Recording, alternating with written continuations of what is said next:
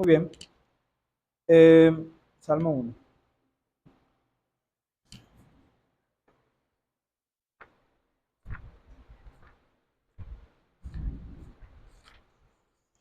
Ok, dice así el Salmo 1.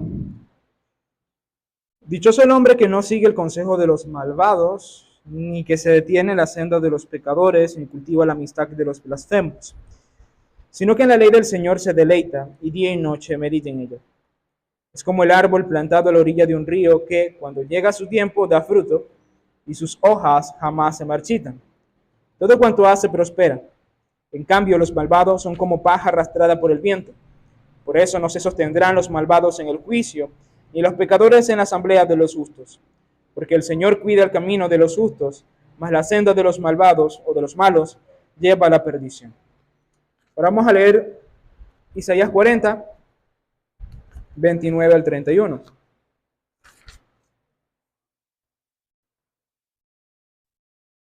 Isaías 40, 29 al 31.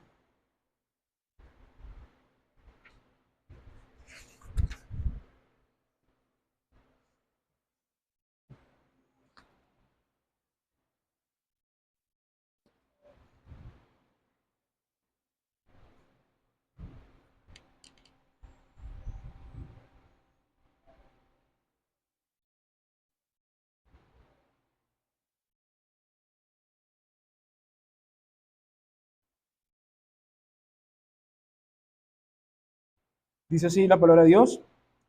Él fortalece al cansado y acrecienta las fuerzas del débil. Aún los jóvenes se cansan, se fatigan y los muchachos tropiezan y caen. Pero los que confían en el Señor renovarán sus fuerzas. Volarán como las águilas, correrán y no se fatigarán, caminarán y no se cansarán. Vamos a ir al texto de la predicación, 1 Timoteo capítulo 4, versículos 6 al 10.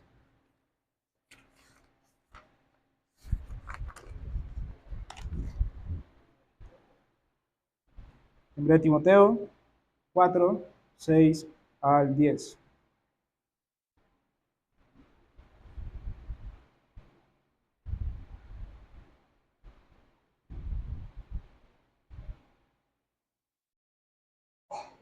Muy bien, dice así. Si enseñas estas cosas a los hermanos, serás un buen servidor de Cristo Jesús, nutrido con las verdades de la fe y de la buena enseñanza que paso a paso has seguido. Rechaza las leyendas profanas y otros mitos semejantes, más bien ejercítate en la piedad, pues aunque el ejercicio físico trae algún provecho, la piedad es útil para todo, ya que incluye una promesa no solo para la vida presente, sino también para la venidera. Este mensaje es digno de crédito y merece ser aceptado por todos. En efecto, si trabajamos y nos esforzamos es porque hemos puesto nuestra esperanza en el Dios viviente, que es el Salvador de todos, especialmente. Muy bien, hermano, para que el Señor nos acompañe y nos ayude. Amado Señor, gracias por lo que hemos podido hacer hasta este momento. Gracias por el culto, gracias por la adoración que te podemos rendir. Ahora que empezamos al tiempo de la predicación, primero que nada, pues, Señor, ruego que tu voz resuene en medio de la predicación, que tu Espíritu Santo ilumine nuestros ojos y que obre, Señor, poderosamente en nuestros corazones, dando dirección a nuestro corazón, mostrando al mismo tiempo nuestras debilidades y pecados, pero al mismo tiempo colocando el bálsamo para que podamos ser sanados y podamos ser restaurados. Ayúdanos, Señor, a tener el deseo sincero de ser buenos siervos tuyos.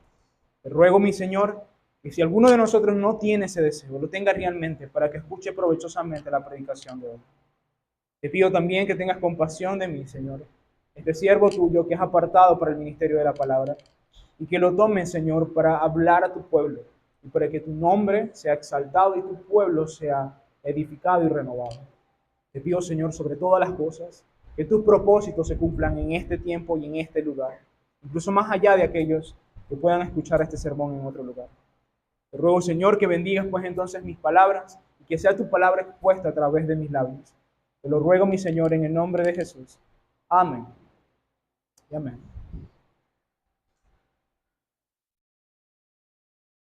Los seres humanos tenemos la necesidad de ser útiles. Seamos o no cristianos, está en nuestra composición y diseño ser personas útiles, que hacemos algo que es útil. Pero cuando el Señor nos llama, esta necesidad cobra mayor sentido, puesto que no solamente seguimos teniendo el diseño que está predefinido, sino que Dios nos convierte en sus siervos, Dios nos da dones, Dios nos da un llamado y Dios nos da un propósito. Sin embargo, en nuestra época, tan sobrecargada de cosas, es muy fácil desvirtuar esta realidad acerca del servicio cristiano. Muchas veces los cristianos pensamos que activismo es igual a servicio. Y muchas veces pensamos que por hacer algo, entonces realmente estamos obedeciendo al Señor. Pero la realidad, hermanos, es que la Biblia no solamente nos llama a ser siervos del Señor, no solamente nos llama a servir, sino a servir bien. Y eso es una diferencia que a veces no se entiende. Porque a veces pensamos que una persona sirve porque, bueno, porque hace muchas actividades de la iglesia o hace muchas cosas. Sin embargo, eso no significa que por hagamos muchas cosas, significa que seamos buenos siervos del Señor. Es necesario no solamente hacer cosas, sino que seamos útiles. No solamente se deben hacer cosas, deben hacerse cosas que sirvan para un fin mayor, que glorifiquen a Dios y que edifiquen al pueblo de Dios. Por eso, si usted, al igual que yo, entiende esto y quiere ser útil en el reino de Cristo, seguramente se habrá hecho esta pregunta y es, ¿qué se necesita para ser un buen siervo de Cristo? ¿Qué se necesita para ser un buen siervo del Señor? Pues Pablo en 1 Timoteo capítulo 4, versículos 6 al 10, nos dice que se necesita. Se necesita buena alimentación, buen ejercicio y buena motivación. Voy a repetirlo nuevamente. Está fácil, se lo aprende rápido. Buena alimentación, buen ejercicio y buena motivación. Esos son los tres elementos que se necesitan para ser un buen siervo del Señor. Quiere el Señor entonces hoy hacernos a nosotros buenos siervos de su reino. En primer lugar, hermanos, necesitamos buen alimento. Pablo afirma que si Timoteo enseñaba lo que había dicho en el sermón pasado, en el texto del sermón pasado, en los versículos 1 al 5, entonces este sería un buen servidor de Cristo. Por eso es que el sermón de hoy se llama un buen servidor de Cristo. Aquí podríamos encontrarnos básicamente con una descripción muy particular dada a Timoteo. Es decir, Timoteo, tú como pastor y maestro de la iglesia de Éfeso, si tú adviertas a la iglesia sobre estos errores y enseñas estas cosas que ya te he mencionado, entonces serás un buen servidor de Cristo. Es decir, que si Timoteo realmente cumple su función como pastor como debe ser, entonces él puede ser catalogado como un buen servidor de Cristo. Ahora, aquí, si nosotros nos quedamos solamente con eso, tendríamos que decir, bueno, realmente este texto no se aplica a mí, porque yo no soy ni un pastor, ni tampoco soy un maestro de la iglesia, ni mucho menos. Sin embargo, el apóstol Pablo, en el resto del versículo 6, expande esta idea, y aquí es donde realmente podemos sacar los principios. Porque él dice, bueno, si enseñas estas cosas, serás un buen servidor de Cristo, y después dice, nutrido con las verdades de la fe y de la buena enseñanza que paso a paso ha seguido. Es decir, Pablo lo que está diciendo es, si enseñas esto, vas a ser un buen servidor de Cristo, porque se va a demostrar que estás nutrido con las verdades de la fe y con la enseñanza que paso a paso ha seguido. Es decir, conclusión, ¿qué significa ser un buen servidor de Cristo según el versículo 6? Es estar nutrido con las verdades de la fe y de las buenas que paso a paso ha. Y aquí que el primer punto sea, lo que se necesita para ser un buen siervo del Señor es estar bien alimentado, estar bien nutrido. Se necesita buena alimentación. Y aquí pues entonces Pablo nos dice claramente que esta es una de las características que tiene un buen siervo del Señor. Estar nutrido con las verdades de la fe y la buena enseñanza. Empecemos con las verdades de la fe. ¿Qué hace Pablo referencia con esto? El apóstol Pablo está haciendo referencia sencillamente a las verdades de las Escrituras, a la doctrina de la palabra de Dios. Está hablando del contenido teológico de las Escrituras. Es básicamente una terminología para hablar de la sana doctrina de las Escrituras, para hablar del compendio teológico que encontramos en las Escrituras. Ahora bien, lo que Pablo dice aquí no es que simplemente Timoteo debe alimentarse, es que tiene que estar nutrido. Y aquí, hermanos, hay una diferencia de términos. ¿Por qué? Porque usted puede saber muchas cosas y no necesariamente estar nutrido por lo que sabe. ¿Sí se entiende esto? Usted puede tener mucho conocimiento acerca de las verdades de la fe y aún así no ser nutrido con esas verdades. Porque nutrición, hermanos, no es igual a comer. Se puede comer mucho y no estar nutrido. Se puede ver una persona que puede comerse una gran cantidad de cosas y no necesariamente estar bien nutrido. De hecho, usted podría ver una persona que es sumamente flaca, que da hasta grima verlo porque es demasiado flaca, pero come, come, come. Y uno dice, ¿qué es lo que está pasando? Allí tiene que haber una enfermedad. Allí tiene que haber un caso físico de enfermedad que demuestra que esta persona sencillamente no está absorbiendo los nutrientes de lo que come. Bueno, hermanos, lastimosamente, y tengo que decir lo que yo he visto mucho esto de este ala del cristianismo, hay cristianos que comen y comen y comen, pero no están nutridos con las verdades de la fe. ¿Qué se requiere para ser nutrido de las verdades de la fe? ¿Qué es lo que realmente necesitamos para ser nutridos de las verdades de la fe? Bueno, hermanos, lo que yo veo en las Escrituras es que se requiere no simplemente conocer intelectualmente, sino experiencialmente. Sentir la verdad, amar la verdad, desear, como un niño recién nacido, como dice las Escrituras, la palabra de Dios, la leche espiritual no adulterada para que por ella crezcamos. Dice el apóstol Pedro allí que básicamente no es simplemente un deseo de la Biblia por Biblia en sí mismo, es un deseo de crecer, como un niño desea la leche materna para poder crecer también. Una ilustración, mi querida hija allá atrás. Bien. Muy bien. Entonces, ¿a qué nos estamos refiriendo con esto, hermanos? Si usted quiere ser un buen siervo del Señor, necesita ser nutrido con las verdades de la fe. Significa que la Escritura tiene que impactar su vida, tiene que cambiar su vida, tiene que cambiar su ánimo, tiene que cambiar su forma de pensar, su forma de proceder. Eso es lo que implica ser nutrido con las verdades de la fe. Y ahora, usted podría pensar, bueno, hermano, pero si para ser un siervo del Señor no simplemente hace falta saber la Biblia para hablar la Biblia. Pues no, hace falta mucho más que saberla. Es necesario que usted sepa manejarla. Usted debe haber sido alimentado con esa palabra para poder alimentarse o alimentar a otros también con esa misma palabra. Ayer meditando en esto me acordé del ejemplo de John Owen y John Bunyan. John Owen, hermanos, es tal vez la mente más brillante de la época del puritanismo inglés. En serio, es que tal vez la persona más brillante de toda esa época. Un hombre sumamente inteligente, con una capacidad intelectual que cualquiera pudiera envidiar. Sin embargo, siempre la gente le daba dudas cómo un hombre tan brillante como John Owen iba a visitar la iglesia de John Bunyan. ¿Por qué? Bueno, porque Bunyan era un ojalatero, hermanos. Ojalatero, una persona que trabajaba con hojalatas, ¿no? Una persona que apenas aprendió a leer en su adultez. Sin embargo, John Owen, cuando le preguntaron por qué vas y escuchas a Bunyan, si Bunyan no es una persona sumamente intelectual y grandemente, dice, es que no hay hombre sobre la faz de la tierra que predique como él, que enseñe la doctrina como él. ¿Por qué? Porque Bunyan era una persona sumamente intelectual y lleno de conocimiento. No, Bunyan era el pastor que normalmente lloraba cuando predicaba. Era la persona que sentía un gran ardor en su corazón cada vez que hablaba de las verdades de la fe.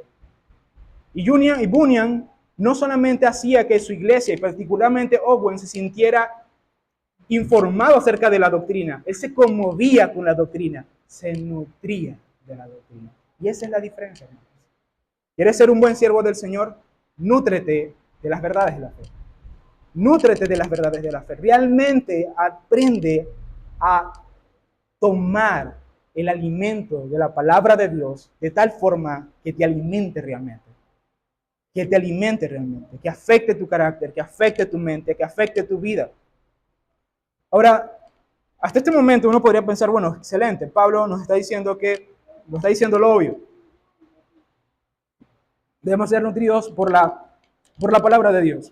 Sin embargo, esto no es todo lo que dice. El apóstol Pablo dice, has sido nutrido por las verdades de la fe y por la enseñanza que paso a paso ha seguido. Y aquí, hermanos, no radica que solamente Timoteo tiene que conocer las Escrituras y debe conocer la doctrina o la teología de las Escrituras y que debe estar nutrido por ellas, sino que además de esto, él sigue la enseñanza de sus maestros. Y esto me parece muy interesante. Él debe seguir la enseñanza de sus maestros que paso a paso o con constancia ha seguido y aún sigue en el momento que Pablo le escribe esta carta. Según lo que nosotros podemos deducir de las Escrituras, Timoteo tuvo varios maestros. Los primeros maestros que tuvo fueron su madre y su abuela. De hecho, el mismo apóstol lo reconoce. Él aprendió las Escrituras de su abuela y de su madre. Sin embargo, en los últimos años de su vida, en los años de su adultez, cuando se escribe Primera de Timoteo, Él fue discípulo y compañero de Pablo. Nosotros vemos que Pablo básicamente adopta a Timoteo y lo llama su hijo en la fe. A pesar de que él no nació a través de la predicación de Pablo, Pablo lo adoptó casi como un hijo y lo instruyó como un hijo y lo guió como un hijo, y él aprendió la doctrina a través del apóstol Pablo. También es posible que el mismo Timoteo haya aprendido de muchos otros, como Lucas, Silas, Bernabé, personas con las cuales él compartió ministerio y estuvo en varias épocas de su vida. De forma que lo que dice Pablo acá es que no solamente él está nutrido a través de las verdades de la fe que directamente ha aprendido de las Escrituras, sino también de las verdades o de la doctrina o de la enseñanza que a través de diferentes maestros, especialmente del apóstol Pablo, ha aprendido. Y él ha sido constante. Por eso que dice, paso a paso ha seguido. Tú has escuchado la doctrina, Timoteo. Tú has escuchado la enseñanza. Tú has visto el ejemplo de tus pastores y maestros. Y has seguido paso a paso esta doctrina. ¿Y qué es lo que dice? Que él también debe nutrirse de eso. Esto es algo que, hermanos, la Escritura nos enseña. Por ejemplo, Hebreos capítulo 13, versículo 7 dice, acuérdese de sus dirigentes que les comunicaron la palabra de Dios. Consideren cuál fue el resultado de su estilo de vida, emiten su fe. ¿Por qué Hebreos dice que debemos acordarnos de nuestros dirigentes? Debemos acordarnos de su conducta y debemos acordarnos de ellos que nos fe a la palabra de Dios. Es el mismo principio que encontramos aquí. No simplemente tienes que saber lo que individualmente has aprendido a través de las Escrituras en tu tiempo devocional. También tienes que recordar y ser nutrido por la enseñanza de tus maestros, de tus pastores, de hermanos maduros en la fe, que Dios ha estado utilizando para hablar a su pueblo. Es necesario prestar atención, hermanos. Es necesario escuchar la palabra de Dios con reverencia. Es necesario ser nutrido con la enseñanza que Dios nos ha dado a través de aquellos que Él ha instituido para esta labor. Y hermanos, esto es realmente importante y más importante de lo que nosotros creamos. Porque a veces no entendemos la dimensión de lo que implica este momento específico. Y a veces la disposición que nosotros debemos tener en relación al ministerio que Dios ha colocado entre nosotros. Y esto es realmente algo triste porque es un asunto que siempre lo he visto. Yo puedo, por ejemplo, tomar un sábado completo y dar una serie de consejería a toda la iglesia, tal vez. Bueno, no creo que me alcance el tiempo, tendría que hacerlo desde la mañana hasta la noche. Pero en esa serie de consejería muy posiblemente no va a diferenciar mucho la forma como abordo, los textos que utilizo o cualquier otra cosa. Sin embargo, lo muy probable es que algunos van a salir edificados y nutridos y otros no. Pero la gran diferencia va a ser ¿por qué? ¿Por el pastor o el pastor tiene algún tipo de inclinación hacia unos y hacia otros? Bueno, hermanos, muchas veces tiene que ver con la docilidad. La Escritura dice, básicamente en Santiago capítulo 1, que nosotros tenemos que tener un oído dócil hacia la palabra de Dios. Cuando dice, no siendo oidores olvidadizos, sino poniendo por obra la palabra del Señor. Y de hecho, yo he visto muchas veces esto, hermanos, personas que escuchan un sermón y se sienten sumamente edificados, incluso algunos se emocionan, pero al final no aplican la verdad. Y dicen, pastor, qué buen sermón, y después 2 semanas vemos cometiendo los mismos errores que yo advertí que no debían cometer en ese mismo sermón. Y hay algunos que sencillamente se quedan, atesoran la palabra de Dios en su corazón, no dicen nada, pero después toman todas las decisiones concernientes para luego hacer lo que tenemos que hacer. Y a veces, hermanos, como pastor yo he tenido que preguntarme por qué a veces cometemos errores sobre los cuales ya hemos sido enseñados. Y eso pasa mucho. De hecho, ¿recuerdan la serie que dio Moisés de Primera de Juan? ¿Sí? Cuando yo no estuve. Bueno, eso viene de una serie que yo di cuando yo empecé a dar sermones aquí. Y cuando yo di esa serie, yo recuerdo que había muchos hermanos que tenían dificultades para amar. Y lo que sucedió con esos hermanos es que recibieron toda la serie de Primera de Juan. Imagínate recibir más o menos como unos 20 sermones, que la temática principal es el amor al prójimo. Y realmente no amaron. Y no terminaron amando a los hermanos. ¿Qué fue lo que sucedió? Se terminaron yendo. Porque a final de cuentas, hermanos, de eso se trata. Se trata de recibir la palabra de Dios y ser nutridos por la palabra de Dios. sea que la leamos directamente en las Escrituras, o sea que la recibamos a través de la predicación, sea que la recibamos a través de la exhortación de un hermano, o sea, como sea que la recibamos, tenemos que aprender a recibir la palabra de Dios para nuestro crecimiento espiritual. Y esto no es algo pasivo, como muchas veces pensamos. Tiene que ver con la actitud que tomamos, tiene que ver con las meditaciones que tomamos, tiene que ver con las decisiones que tomamos después que leemos, después que escuchamos, después que hablamos o conversamos sobre estos asuntos. Es tomarnos la palabra de Dios en serio, cual sea la envoltura en la cual se encuentra. Eso significa estar nutrido por la palabra de Dios. Y si tú quieres ser un buen siervo del Señor, tienes que estar nutrido con la palabra de Dios. ¿Quieres ser útil en las manos del Señor? Hermano, tienes que estar nutrido con la palabra de Dios. La Biblia tiene que cambiar tu vida. Porque cuando venga una persona dañada, quebrada, ¿qué le vas a hablar? ¿Qué le vas a decir? ¿Vas a citar textos sin sentido? ¿Vas a citar textos que tú mismo sientes y anhelas en tu corazón? Necesitamos ser verdaderamente nutridos con la palabra de Dios. Ahora bien, no basta con estar bien nutridos. La verdad que recibimos debe entrenar nuestra vida. Por eso Pablo pasa del alimento al ejercicio. Es decir, primero necesitamos alimentación, luego necesitamos un buen ejercicio.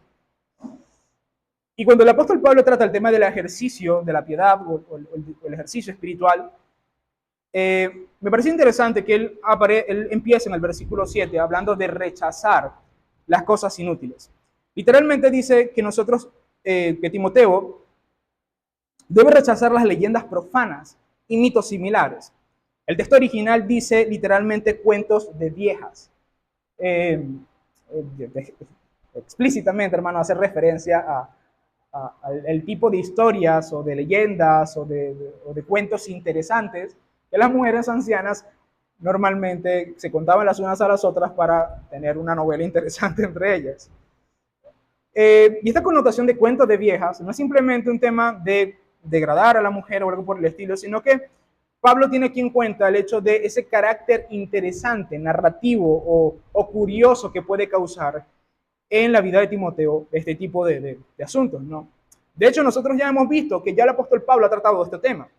En 1 Timoteo capítulo 1, versículo 3 al 7, allí el apóstol Pablo habló de genealogías y de cosas semejantes que los falsos maestros y muchos otros estaban procurando en medio de la iglesia de Éfeso. Bueno, pareciera que en la iglesia de Éfeso había un grupo más o menos grande que estaba constantemente promulgando cosas infructuosas en medio de la iglesia. Asuntos que eran especulativos, asuntos que eran curiosos, asuntos que eran interesantes, pero que conforme a los términos del apóstol Pablo eran inútiles.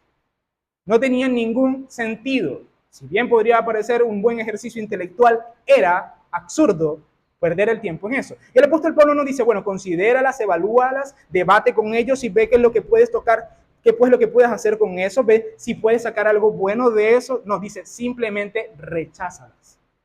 Rechaza tales cosas. Ahora, ¿por qué es importante esto, hermano? Bueno, porque esto le da peso a lo que va a decir adelante. Cuando el apóstol Pablo dice rechaza estas cosas y dice ejercítate en la piedad, lo que está diciendo es enfócate. Enfócate. Tienes que enfocarte en lo que realmente es útil, en lo que realmente te va a hacer crecer, lo que va a hacer que tus músculos espirituales se formen y se tonifiquen.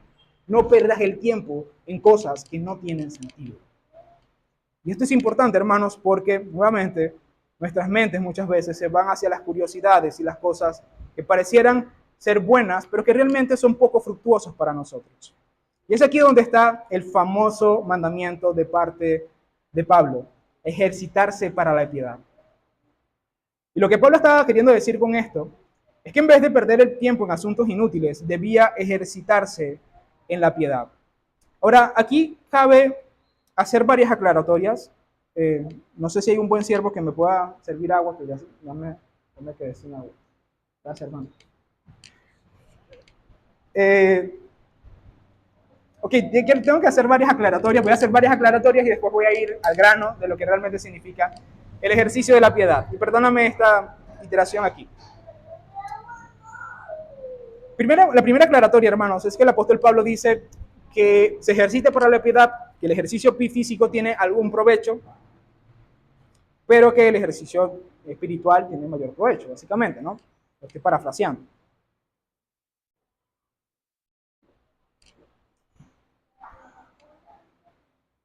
Con esto, quiero dejar claro, hermano, de que aquí la escritura no está desconsiderando el ejercicio físico, de hecho dice que tiene algún provecho, es decir, que realmente sí es provechoso. ¿Por qué lo digo? Bueno, porque realmente usted debería hacer ejercicio si puede, ¿ok? De hecho, eso es bueno, y eso lo voy a tratar en un sermón más adelante, que tiene que ver con el cuidado de nosotros mismos. Pero el punto aquí es entender que realmente el apóstol Pablo no está diciendo a Timoteo que no haga ejercicio, sino que más bien le está diciendo que se centre en el ejercicio espiritual. ¿Por qué? Bueno, aquí está la segunda aclaratoria. Y es que básicamente lo que Pablo está queriendo decir con esto es que el ejercicio espiritual tiene una superioridad clarísima en cuanto al ejercicio físico. ¿Por qué? Bueno, porque el ejercicio físico tiene una promesa solamente para esta vida. Tal vez una mejor salud, tal vez sentirse un poco mejor, tal vez tener más fuerza para hacer esto o aquello. Sin embargo, el ejercicio espiritual tiene promesas de la vida presente y la venidera. Es decir, que afecta tu vida hoy y afectará tu vida mañana. Sin embargo, el ejercicio físico solamente te da un cuerpo que a final de cuentas se lo van a comer los gusanos y te vas a morir igual. Esto no quiere decir que no hagan ejercicio, pero claramente la superioridad del ejercicio espiritual es bastante clara. Ahora bien, aclarado esto, debemos responder, ¿qué significa entonces el ejercicio de la piedad? Casi inevitablemente cuando hablamos de este tema, la gente piensa en la lectura y la oración. Y esto es cierto, pero hay que entender de que esto va mucho más allá de eso. La realidad es que el ejercicio de la piedad, o la piedad que entendida como está en la Escritura, es definida como una vida inclinada hacia Dios. ¿Qué significa una vida inclinada hacia Dios? Bueno, claramente tiene que ver con la palabra de Dios, claramente tiene que ver con la oración, pero tiene que ver mucho más allá de esas dos cosas, porque la vida no es solamente orar y leer. El ejercicio de la piedad, hermanos, tiene que ver con la disciplina espiritual de la lucha contra el pecado, por ejemplo. El ejercicio de la piedad tiene que ver con cómo usted cría a sus hijos y cómo usted cumple su rol como esposo. El ejercicio de la piedad tiene que ver cuando usted trabaja como para el Señor y no para el ojo. Ese tipo de cosas es tener toda tu vida inclinada hacia Dios, para adorar a Dios, para rendir al Señor. Y en cada una de las áreas de las vidas te ejercitas, te disciplinas, para al final de cuentas cumplir la voluntad del Señor en esa área de la vida. Básicamente es vivir la vida cristiana, pero con un enfoque claramente disciplinado. ¿Ok?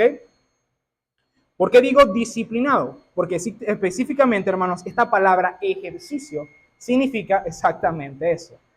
De hecho, dato interesante, y es que la palabra utilizada aquí como ejercitarse es la palabra gymnes, de donde viene nuestra palabra gimnasio. Entonces, la palabra gimnasio viene de la palabra griega de ejercicio.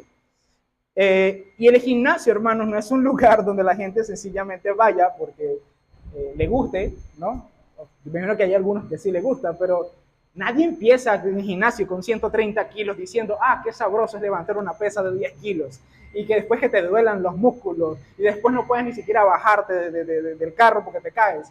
Ese tipo de cosas, nadie le gusta eso. Lo haces por disciplina, por una autoimposición que tienes que aplicar. ¿Por qué? Porque sabes que necesitas ese estado físico, porque sabes que necesitas ese estado de salud, porque necesitas verte bien, como cual sea la motivación. El punto aquí, hermanos, es el enfoque disciplinado que se le da a la vida cristiana en este texto. Y esto creo que es algo que a veces se nos olvida. Hermanos, a veces orar, si bien quisiéramos que fuera un deleite y que no nos costara y que no fuera difícil, la realidad es que muchas veces no es así. A veces orar, hermanos, es como ponerse a hacer unas planchas o hacer unas abdominales. No que a nadie le gusta hacer abdominales, a nadie le gusta ponerse a hacerse unas planchas. Bueno, hermanos, muchas veces orar es de esa manera. Tienes que disciplinarte, obligarte a hacerlo. Porque si tu carne no quiere, pues tú tienes que hacerlo igualmente porque Dios demanda que lo hagas. Muchas veces, hermanos, levantar una Biblia es tan difícil como levantar una pesa. Y precisamente de eso se trata. De hacerlo no porque te gusta, no porque quieres hacerlo, no porque estás acostumbrado a hacerlo, sino porque es correcto y es beneficioso para tu vida. Y de hecho, hermano, vivir la vida cristiana de esta manera es tal vez una de las mejores prácticas que un cristiano puede tener. ¿Por qué? Porque muchas veces yo he conocido hermanos que lastimosamente viven una fe emocional. ¿Qué significa eso? Bueno, si hoy tengo ganas de orar, oro. Si no tengo ganas de orar, oro 5 minutos si acaso. A veces hay hermanos que dicen, bueno, hoy no tengo ganas de leer la Biblia, entonces no leo la Biblia. O bueno, vamos a ver cuál fue la lectura que toca hoy. Bueno, los primeros 10 capítulos de Primera de Reyes son 750 genealogías. No, no lo voy a leer. ¿Por qué? Porque no me gusta, me aburre. Imagínense una persona que vaya con ese tipo de actitud al gimnasio y qué tipo de resultados es el que va a tener.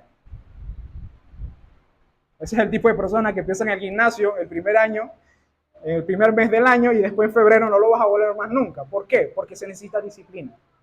Y lo mismo pasa, hermanos, con los ejercicios de la piedad. Usted está luchando con un pecado y a veces pensamos que nosotros vamos a hacer 2 o 3 esfuerzos y el pecado va a caer como cayó Sansón, como cayó Goliat con la piedra de David. No, no, hermanos, es lucha tras lucha, tras lucha, tras lucha, tras lucha. Vas a caer y vas a tener que seguir luchando y luchando y luchando y luchando hasta que muera. ¿Y cuándo va a morir? No lo sé, Dios lo sabe. Pero de eso se trata. Se trata de ser disciplinado, se trata de ejercitarse, se trata de esforzarse. Y cuando tú realmente aprendes a vivir la vida cristiana así, no vas a depender de emociones, no vas a depender de circunstancias. ¿Por qué? Porque estás ejercitado en la piedad. Y hermanos, eso es sumamente importante para el servicio. ¿Sabe por qué? Porque aquí no puedes decir, ay, hoy me siento mal, no voy a ir a la iglesia y no voy a predicar. Tienes que hacerlo. Tienes que aprender a hacerlo. ¿Quieres ser un buen siervo del Señor? Tienes que ser disciplinado. Imagínese yo, hermano. A veces me acuesto a las 3 de la mañana y tengo que pararme igualmente a las 6 de la mañana y venir para acá y predicar el Evangelio. No me puedo poner, no es que tengo sueño. No, hermano. Así no es. Así no es, así no funciona. Porque a final de cuentas, hermanos, el servicio que el Señor nos ha dado es un servicio tan serio, tan necesario, tan importante, que no podemos hacer las cosas sencillamente porque queramos o no queramos. Tenemos que ser disciplinados cuando con esto. Ahora bien, hay algo importante que nos dice este texto. Y es que lo asombroso es que la Escritura nos da una motivación para este asunto. Para ser buenos siervos del Señor, para esforzarnos en la oración, para luchar contra el pecado. Pablo sabe que este ejercicio cuesta. Por eso, antes de dejarnos solo con disciplina, nos da lo que sostiene la disciplina, y es una motivación más grande. Y aquí es donde está el versículo 9 y 10, donde Pablo habla de la motivación. Él dice que este mensaje es digno de crédito. Y cuando dice este mensaje es digno de crédito, habla de la última declaración del versículo 8. ¿Y qué es lo que dice el versículo 8? Bueno, que la piedad tiene promesa de esta vida y la vida venidera. Y lo que está diciendo aquí el apóstol Pablo es que esto hace referencia precisamente al hecho de que nuestro ejercicio como cristianos, nuestro ejercicio en la piedad, nuestro servicio al Señor por consecuencia, tiene promesas tanto en esta vida como en la venidera. Es decir, no simplemente nos ejercitamos porque tengamos que ejercitarnos. Nos ejercitamos porque sabemos que hay un resultado detrás de eso y que nos espera cierto beneficio detrás de eso. Podemos pensar en textos como Mateo capítulo 10, versículo 29 al 30. Les aseguro que todo el que por mi causa y la del Evangelio haya dejado casa, hermanos, hermanas, madre, padre, hijos o terrenos, recibirá 100 veces más ahora en este tiempo. Casas, hermanos, hermanas, madres, hijos, terrenos, aunque con persecuciones. Y en la edad venidera, la vida eterna. ¿Y se dan cuenta? Es el mismo principio. En esta vida y en la venidera. Ahora, Hebreos capítulo 6, versículo 10 también dice algo similar. Dios no es injusto como para olvidarse de las obras y del amor que en su nombre ustedes han demostrado sirviendo a los creyentes, como lo siguen haciendo. El Señor no se olvida del ejercicio de la piedad, Dios no se olvida del servicio que nosotros hemos ejecutado en amor a su nombre. Entonces tenemos, hermanos, una motivación. ¿Cuál es la motivación? Que vale la pena ejercitarse para la piedad. Vale la pena servir al Señor. ¿Por qué? Porque tiene promesa de esta vida y para la venidera. ¿Y qué promesas están en las Escrituras en cuanto a esto? Bueno, hermano, piense en todas las promesas que Dios tiene en su palabra para aquellos que le son obedientes y le temen. Piense, por ejemplo, en el Salmo 128. que dice, es bienaventurado quien teme al Señor. Dice que su mesa será cercada por sus hijos, que su esposa será como una parra hermosa, llena de frutos. Estoy citando aquí la versión de Ginebra. Esa es una promesa que Dios dice a aquellos que me son temerosos. Usted recuerda, por ejemplo, el Salmo 1, ¿qué es lo que dice el Salmo 1? Su hoja no cae, da fruto a su tiempo y todo lo que hace prospera. ¿Es eso o no es una promesa del Señor? Bueno, una declaración de lo que sucede con aquellos que temen al Señor y se nutren día y noche con la palabra de Dios. No lo dice la Escritura. O eso es una promesa venidera. Eso es parte de esta vida. Lo que estamos hablando la semana pasada, disfrutar la vida, también es parte de las promesas de Dios cuando somos temerosos a Él. Vale la pena, hermano, servir y temer al Señor, gozarnos y hablar de su evangelio. Y es aquí, hermanos, donde cobra sentido la declaración final del texto. Bueno, o parte de la declaración final del texto. El apóstol Pablo dice, por esta razón trabajamos y nos esforzamos, porque nuestra esperanza está puesta en el Dios viviente, el Salvador de todos los hombres, y especialmente de los creyentes. Esa última frase la voy a explicar después, pero quiero que prestemos atención en estas dos palabras que utiliza el apóstol Pablo. Por esta razón trabajamos y nos esforzamos. Y estas palabras, hermanos, no son simples palabras acerca de alguien que cumple su labor a medias. Literalmente la palabra que se utiliza aquí habla de trabajar hasta el cansancio, hasta ser extenuado del cansancio. Él dice, por eso trabajamos y por eso nos esforzamos. ¿Por qué? Porque hemos puesto nuestra esperanza en el Dios viviente. ¿Por qué nosotros trabajamos tanto? ¿Por qué nos esforzamos tanto? Porque hemos puesto nuestra esperanza en el Dios viviente. Ahora, la gran pregunta que uno podría hacerse cuando ve personajes como Pablo y los conoce bien, o cuando tú conoces verdaderamente un siervo del Señor, uno podría preguntarse, ¿por qué tanto esfuerzo? ¿Por qué tanta dedicación? ¿Por qué a veces incluso hasta poner en riesgo tu salud por servir al Señor? ¿Por qué a veces hacer tanto y tanto y tanto por el reino de Dios? ¿Por qué? Bueno, para Pablo, hermanos, había una razón poderosa, y es que él había puesto su esperanza en el Señor. Fue basado en eso que su esfuerzo llegó a niveles que muchos no comprenderían ni entenderían, puesto que él mismo declaró ante los efesios como testigos en Hechos capítulo 20, 22 al 24. Escuchen lo que dice el apóstol Pablo en despedida a los efesios. Ahora tengan en cuenta que voy a Jerusalén obligado por el Espíritu sin saber lo que allí me espera. Lo único que sé es que en todas las ciudades el Espíritu Santo me asegura que me esperan prisiones y sufrimientos. Sin embargo, considero que mi vida carece de valor para mí mismo, con tal de que termine mi carrera y lleve a cabo el servicio que me ha encomendado el Señor Jesús. Ahora, ¿por qué Pablo podría decir esto? No importa si muero sirviendo al Señor. Lo único que me importa es terminar mi carrera y cumplir el servicio que Dios me llamó. ¿Por qué Pablo podía decir esto? Pablo podía decir esto porque su esperanza, hermano, no estaba en este mundo. Estaba puesto en el Dios viviente. Le importaba más servir a Dios que vivir. Porque su esperanza estaba en Él. Su esperanza no estaba en este mundo o en las cosas pasajeras de este mundo. Él sabía que al final de su vida Dios lo coronaría, Dios le daría su corona y vestiduras blancas y le diría, ven siervo fiel, entra en el gozo de tu Señor. Saber, hermanos, que no importa cuánto te critiquen, cuánto te cueste, cuánto signifique servir al Señor, porque a final de cuentas vale la pena. Nada en este mundo te puede dar lo que Cristo te va a dar cuando Él te recompense por todo lo que hiciste por su causa.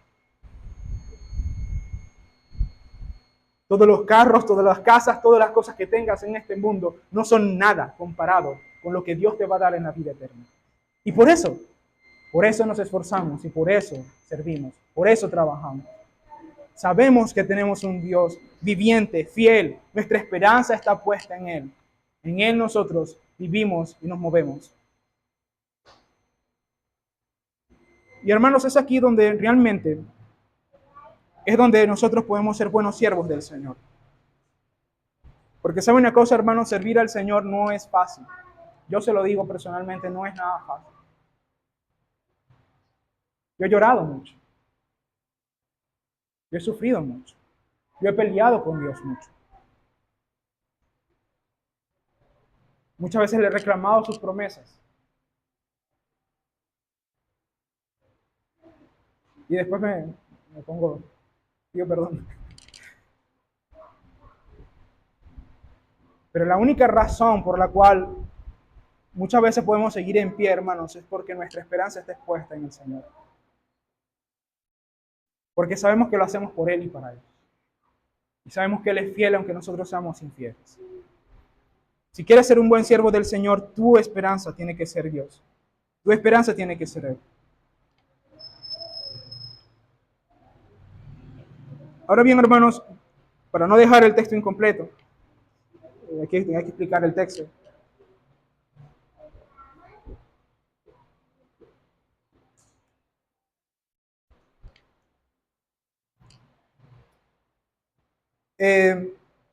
El texto termina con una declaración que a veces puede ser un poco complicada o estoy buscando la palabra y no la encuentro. Sí, un poco debatible, un poco álgida. Y es cuando dice que Dios es el Salvador de todos los hombres y especialmente de los creyentes. Bueno, este texto, para que no quede ahí como, bueno, ahí dice claramente que todo el mundo se salva. Tengo que explicarlo, porque si no ustedes van a quedarse con una mala idea. Bueno, lo primero que tengo que decir en cuanto a esto es que usualmente el apóstol Pablo utiliza el término salvación. De hecho, esto también ocurre en varias partes de la Escritura, pero particularmente en 1 de Timoteo, utiliza el término salvación en un sentido bastante amplio y no necesariamente se está refiriendo a la salvación eterna, sino tal vez se refiere al cuidado, a la protección, a la bondad de Dios. El primer ejemplo que encontramos es en 1 de Timoteo capítulo 2, versículo 15. Allí dice, la mujer se salvará teniendo hijos, siendo madre, y al perseverar con fe, amor y santidad. ¿Okay? Si nosotros entendiéramos el término salvación allí como literalmente ser salvada del infierno y ser restaurada o regenerada por ser madre, entonces tendríamos que decir que todas las madres se salvan. Y no sé, claramente sabemos que no es así. La salvación no es por medio de parir, la salvación es por medio de la fe en Cristo Jesús. ¿Ok? La NBI incluso ofrece como alternativa a esa traducción como ser restaurada. En 1 Timoteo capítulo 4, versículo 10, que es el texto que nos compete, aquí la palabra salvación o salvador se utiliza en un sentido amplio como cuidador o como protector. Pablo tiene en vista el cuidado misericordioso de Dios sobre las personas en general y de manera particular sobre quienes le pertenecen. Así, Dios es bondadoso con la humanidad entera, pero especialmente con los creyentes. Como si el apóstol Pablo estuviera diciendo, y aquí más o menos se entiende por el orden de ideas, ¿no? El apóstol Pablo está hablando de la promesa de la vida venidera y de la vida presente, está hablando de la esperanza puesta en el Señor y cómo esto nos motiva a ser buenos siervos del Señor. Él dice, bueno, Dios es el Salvador, cuidador, protector, proveedor del mundo entero, pero especialmente de los creyentes. Es como diciendo, mira, si Dios tiene cuidado de todo el mundo, ¿cuánto no más va a tener cuidado de sus siervos? ¿Sí se entiende esto? Por eso dice, por eso ponemos nuestra esperanza. ¿Qué tipo de esperanza? Una esperanza que nos lleva a esforzarnos y a trabajar. ¿Por qué? Porque Dios nos cuida y nos protege. El pensamiento es similar al que encontramos en Mateo capítulo 6. Allí el Señor le dice, buscad el reino de los cielos y su justicia, y todas las demás cosas vendrán por añadidura. Ese todas las cosas está hablando precisamente de las cosas referentes a este mundo. Es decir, Dios cuidará y protegerá a aquellos que le sirven. ¿Se da cuenta de esto? Ahora con esto lo que está diciendo es básicamente nuestra esperanza es el Señor, sabemos que Él nos cuida, el Dios viviente es nuestro Señor y por lo tanto servimos sabiendo que Él va a cuidar de nosotros.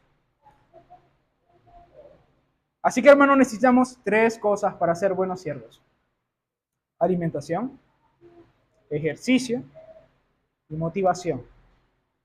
Alimentación, ejercicio y motivación.